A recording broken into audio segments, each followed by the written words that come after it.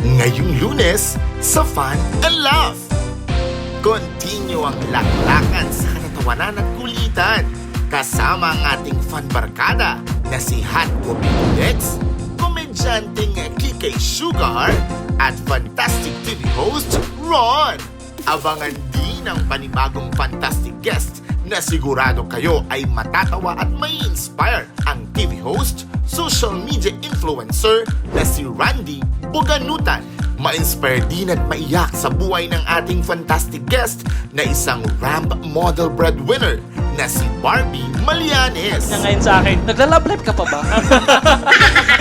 Ilang taon ka na ba, Randy? I'm 29 years old. Yung isa naming host, 49 naman. Mahirap talaga, totoo yun.